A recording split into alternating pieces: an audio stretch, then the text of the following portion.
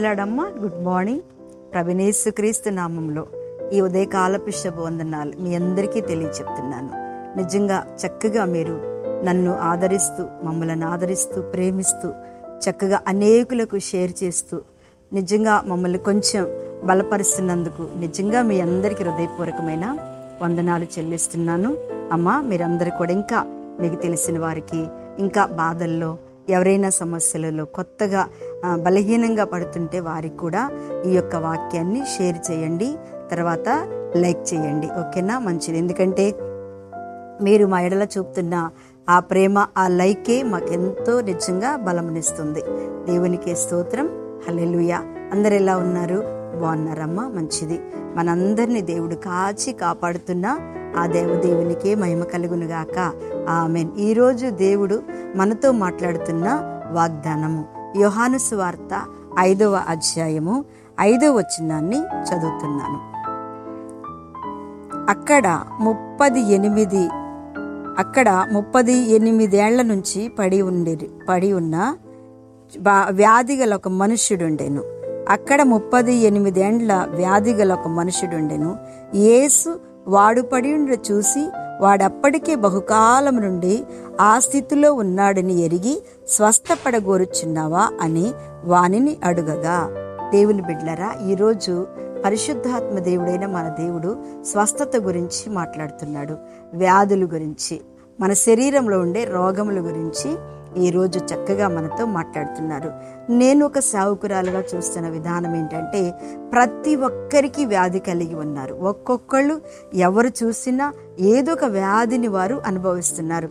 పైకి మంచిగానే కనిపిస్తున్నారులే, కానీ ప్రతి ఒక్కరి శరీరంలో ఒక వ్యాధి ఉంటుంది. ఈ మధ్యకాలంలో ఒక కొత్త వ్యాధి, ఎందుకంటే కరోనా తర్వాత, ఈ ఇంజెక్షన్స్ తర్వాత హార్ట్ అటాకులు వస్తున్నాయి. ఆ రెండవ సైడ్ ఎఫెక్ట్ ఏంటంటే వెముకలలో నుంచి వెముకలు అరిగిపోవటం, వెముకల నొప్పులు, నడవలేక, తర్వాత ఎంత ఘోరమైనటువంటి వ్యాధులు మన జీవితంలో సంభవిస్తున్నాయి కదండి. నాకు తెలిసి అంటే ప్రతి ఒక్కళ్ళు కూడా వ్యాధిని కలిగి ఉన్నారు. దేవునికి స్తోత్రం. నిజంగా నాకు బాధేస్తుంది అలాంటి వ్యాధులు కలిగిన వారిని చూస్తుంటే బాధేస్తుంది. కానీ ఒక్క మాట, 38 సంవత్సరాల నుంచి కూడా వ్యాధితో, చూడండి, మనం చాలాసార్లు అనుకుంటాం కదా, ఈ వ్యాధి వచ్చినప్పుడు చచ్చిపోతే బాగుండు, ప్రభా తీసేసుకున్నాయన, నన్ను తీసుకోగానే నాకు ఈ బాధ భరించలేకపోతున్నా, ఈ చేతబళ్ళు భరించలేకపోతున్నా, లేకపోతే ఈ వ్యాధులు భరించలేకపోతున్నా, ఈ రోగం భరించలేకపోతున్నా అని మనం చాలాసార్లు ఏంటంటే బాధపడుతూ ఉంటాం. కానీ ఇక్కడున్న వ్యక్తి 38 సంవత్సరాల నుంచి అదే స్వస్థత కోనేటి దగ్గర పడి ఉన్నాడంట. దేవుడు ఎందుకు అతనికి ఆ సమయం ఇచ్చాడు? 38 సంవత్సరాలు ఎందుకు రోగిగా అదే స్థలంలో ఉన్నాడు? దేవుడు బాగు చేయలేడా? కోనేరు ఉంది, దేవుని దూత ఉంది, అనేకులు వస్తున్నారు, అతని కళ్ళ ముందే స్వస్థత పొందుకుంటున్నారు, అనేకులు వెళ్ళిపోతున్నారు, స్వస్థత పొందుకుని వెళ్ళిపోతున్నారు. కానీ ఇతని యొక్క స్వస్థతకి టైం ఎంత తీసుకున్నాడో చూడు, 38 సంవత్సరాలు. కానీ అతడు చనిపోలేదు. తర్వాత ఏంటంట, అతను ఒక్కరోజు కూడా నన్ను తీసుకో ప్రభా అని ఏడవలేదు. ఎందుకంటారు? అక్కడ దేవుణ్ణి మహిమపరిచే ఒక గొప్ప అదృష్టం అతనికి కలగజూతుంది. దేవునికి స్తోత్రం కదండి.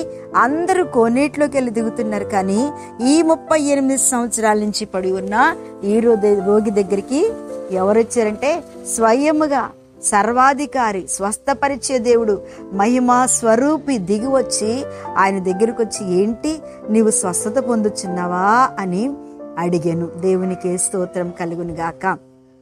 ఆమేన్. చూడండి, ఏమడుగుతున్నాడు దేవుడు? నీవు స్వస్థత పొందుకున్నావా అని అడుగుతున్నాడు కదా. ఎంత గొప్ప మహిమ కలిగిన కార్యం దేవుని బిడ్డ.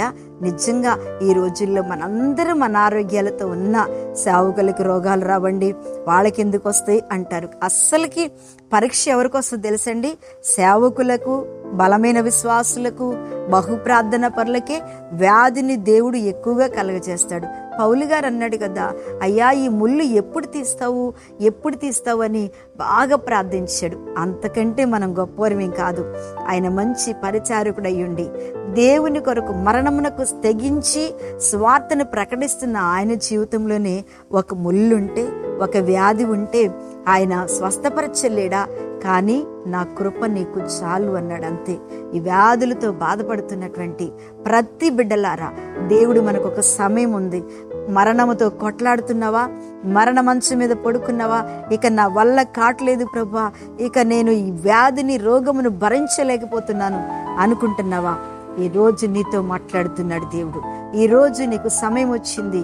ఆ 38 సంవత్సరాల రోగిని ఏ రీతిగా దేవుడు స్వయంగా దగ్గరకు వచ్చి బాగు చేశాడో, నీ విశ్వాసాన్ని బట్టి, నీ నిరీక్షణ బట్టి, నీ ఓపికను బట్టి దేవుడు ఖచ్చితంగా నిన్ను తాకబోతున్నాడు. ఆమేన్, హల్లెలూయా చెప్పండి. ఖచ్చితంగా.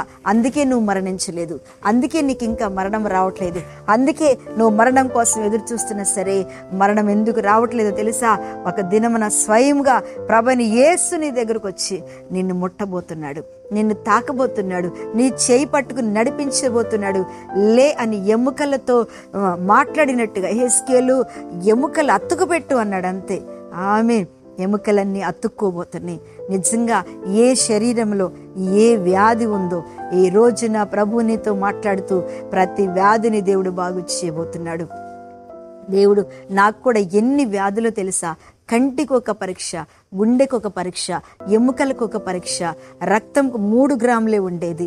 కానీ ప్రభు ఈ రోజున 12 గ్రాములు చేశాడు. దేవునికి స్తోత్రం. ఎప్పుడు చేశాడంటే ఉపవాసంలో చేశాడు.